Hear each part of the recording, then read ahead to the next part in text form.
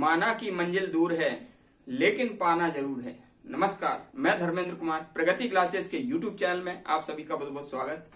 बात करेंगे सामान्य विज्ञान टॉपिक नंबर 21 और इसमें काफी महत्वपूर्ण प्रश्न मैंने लिया है जो कि प्राथमिक शिक्षक पात्रता परीक्षा प्लस महिला पर्यवेक्षक परीक्षा और MPPSC सभी के लिए प्रासंगिक है।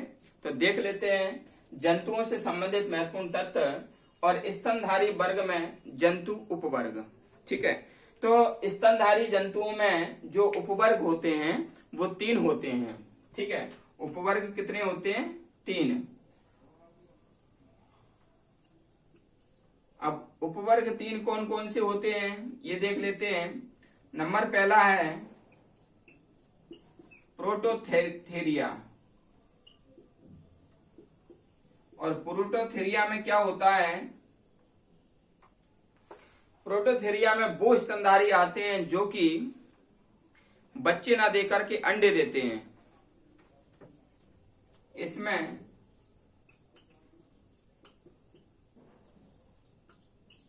अंडे देने वाले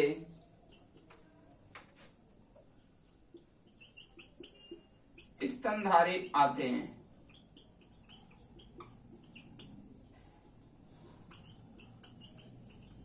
जैसे एकिडना, डकबिल्ड, प्लेटिपस। ठीक है, देखो स्तनधारी तो सबसे पहले समझ लिए किसको कहते हैं। स्तनधारी वो होता है जिसके शरीर पर रोम पाए जाते हैं और जो बच्चों को जन्म देता है, ठीक है, और बच्चों को दूध पिलाते हैं, उसे कहते हैं स्तनधारी। लेकिन स्तनधारी वर्ग के जो उपवर्ग हैं उसके आधार पर स्तनधारी वर्ग के उपवर्ग को 3 भागों में बांटा गया है। तो पहला इसमें था हमारा प्रोटोथीरिया और दूसरा है मेटाथीरिया। दूसरा कौन सा है? पहला तो ये हो जाएगा प्रोटोथीरिया, दूसरा है मेटाथीरिया। मेटाथीरिया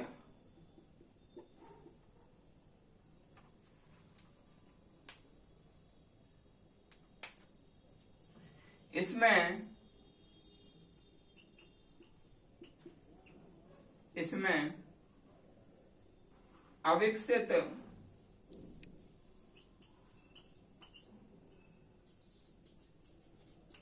बच्चे को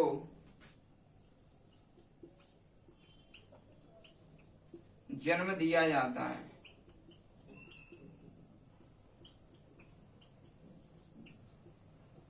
फिर एक झिल्ली होती है मार्सुपियल थैली। ये थैली याद रख लेना। मार्सुपियल थैली में उसका पोषण व विकास होता है।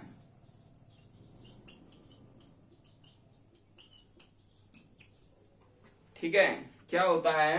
जो मेटाथीरिया है उसमें क्या होता है? जंतु जो होता है ना वो अविकसित बच्चे को जन्म देता है और इस बच्चे को फिर वो मार्सुपियल थैली होती है उसके शरीर के अंदर, उसमें उसका पोषण और विकास होता है। और उदाहरण के लिए इस प्रकार का जो जंतु है मेटाथीरिया वाला वो है कंगारू।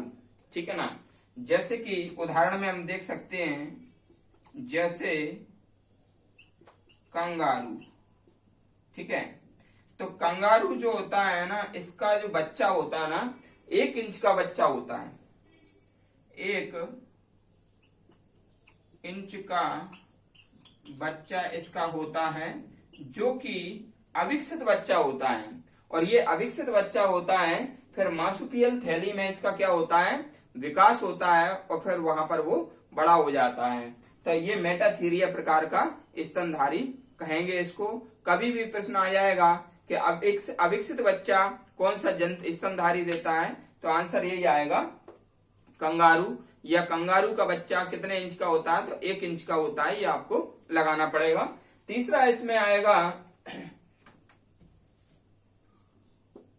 तीसरा है ये प्रोटोथीरिया हो गया, मेटाथीरिया हो गया, ठीक है ना। अब तीसरा है यूथीरिया, यूथीरिया, ठीक है। तो जो यूथीरिया है, तो यूथीरिया में क्या होता है, यूथीरिया में ऐसे स्तनधारी होते हैं जो कि पूर्ण विकसित बच्चे को जन्म देते हैं और उन बच्चों को फिर क्या है, दुग्धपान कराया जाता है, जैसे कि मानव, गाय, कुत्ता, ठीक है ना, ये सभी इसी वर्ग में आएंगे यूथीरिया में। तो इसमें अपन लिख सकते हैं पूर्ण